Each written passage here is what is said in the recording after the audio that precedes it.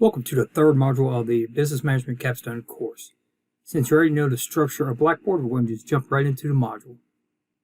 Of course, first we have the learning objectives for the week, the assignment summary, which I'll cover here in a moment, the Module 3 course content. Make sure you're reviewing this information. We're now introducing the textbook to you this week. Review the Chapter 1 PowerPoint presentation. I have key financial ratios for you to review. Information about the smart book that you'll be utilizing throughout the course for the e-text. The Globus simulation information, again, continue reviewing that as well. Next, we have the Chapter 1 Smart Book.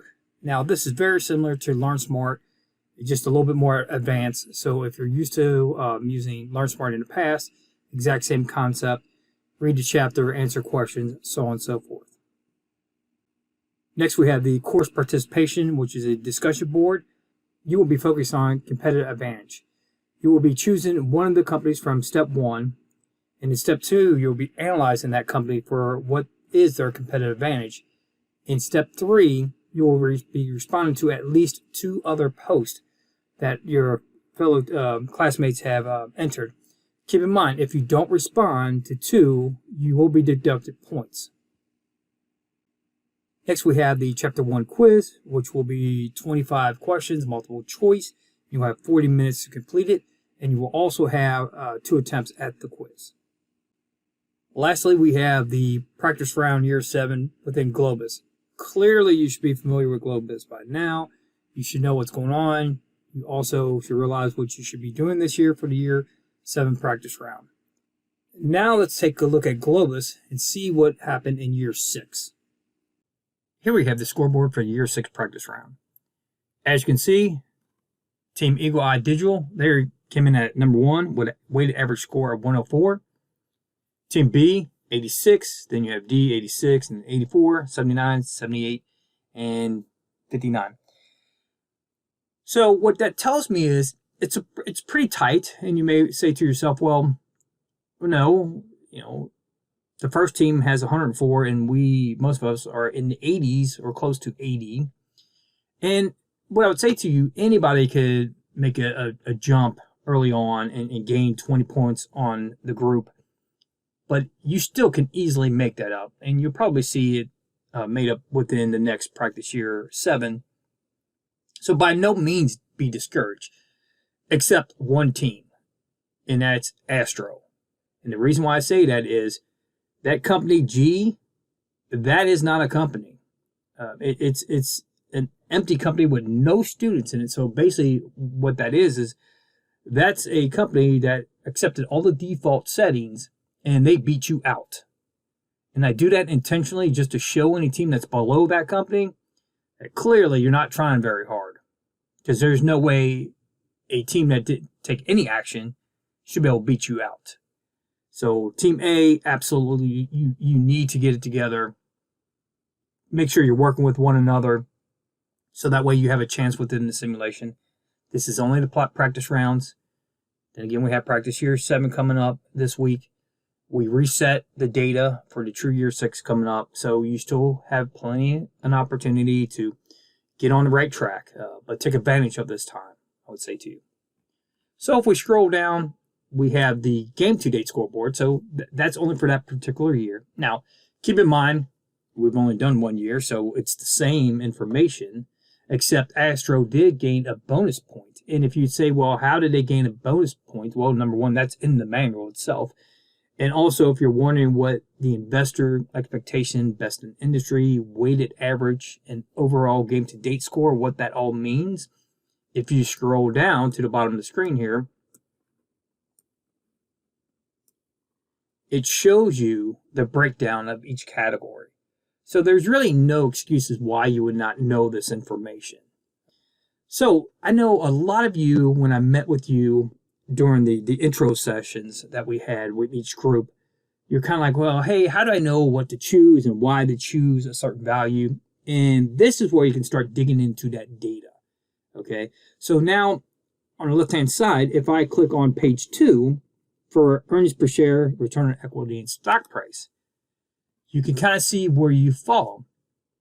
So obviously, Company E is best in industry. That's why they highlight it.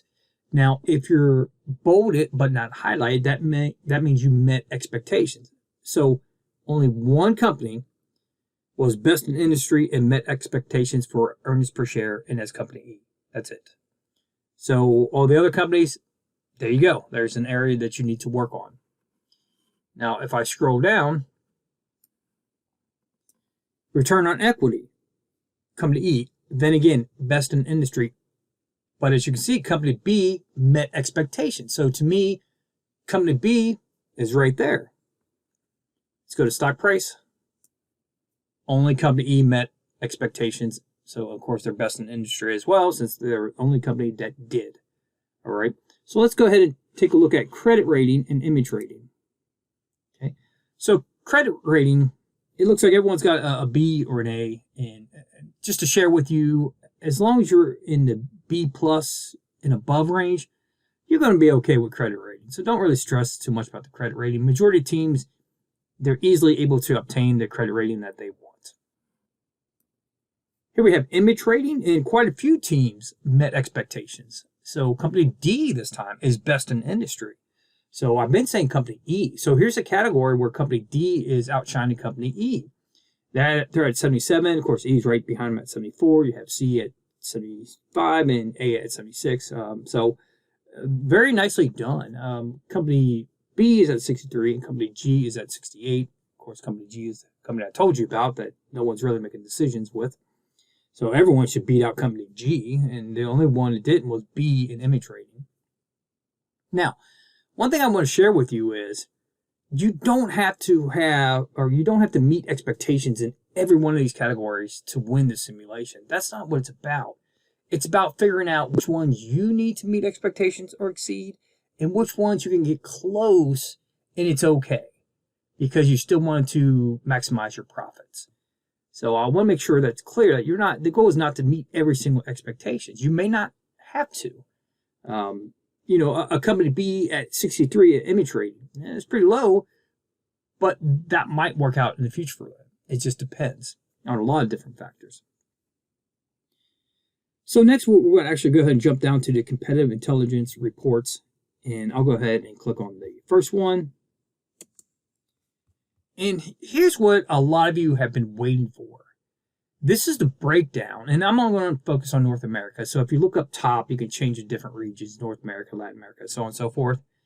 But I'll focus on one because if you know how to examine one, same concept applies to the other ones. Okay. So quickly, and I didn't review this prior because I like to actually do it in the video. I think it makes the video more interesting. Is the price for the cameras. The average price is $243. Okay, so quickly as I'm scanning, I notice Company E is at $300 for their price point. Everyone else is, it looks like $225 is the low. The high, of course, is $300. So at $300, I start looking at it. So, well, what's their PQ rating? So if they want a premium, they need to be better. Well, their PQ rating is 4.3. Well, as you can see, Company F has a 4.3 PQ rating, and they're at $225. So which one are you going to buy? Okay, I think I'd buy from Company F. But then, of course, there's other factors of how many models and your warranty and all that. So, you have to dig deep here. But if I jump all the way down to market share, you notice that Company D has the largest market share.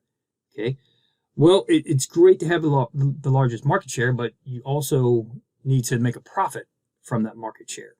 So keep that in mind. Company A, who I was saying that wasn't doing so well in the standings, they have 16.2 market share. They're selling for $250 with PQ rating of 5.2, which is by far the highest PQ rating there is. But how much money are they really making? That's for you to dig through the data and figure out. So the reason why I take the time this week to go through these reports is to make sure you are aware of them. I will not go through these every week because I think that's unfair. I wouldn't want to point out what a team that's, quote, winning and give away their strategy every week. Makes a class pointless because I'm just giving you the answers.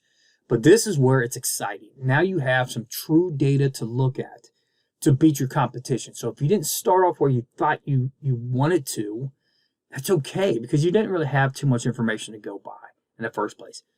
Now, though, when I see results for that practice year 7, some of the teams that I know I said, like, hey, I'm really expecting you to be up top, I'm going to guess they're going to be middle of the pack or up top, since now they have the information that they require to be successful. But with that said, it looks like it's going to be a tight competition. The team that jumped out with 104, don't worry about that. Trust me, you can make it up. I'm only concerned with really Team A, and that's it. Everyone else, I believe you made a great first effort, and keep it up. And as always, reach out to me if you have any questions. Of course, depending on the question, will depend on if I'll answer the question, because I am going to push you as hard as I can this semester. But I am here for you, and I'm here for your team. So that concludes the weekly video. Everyone have a great week.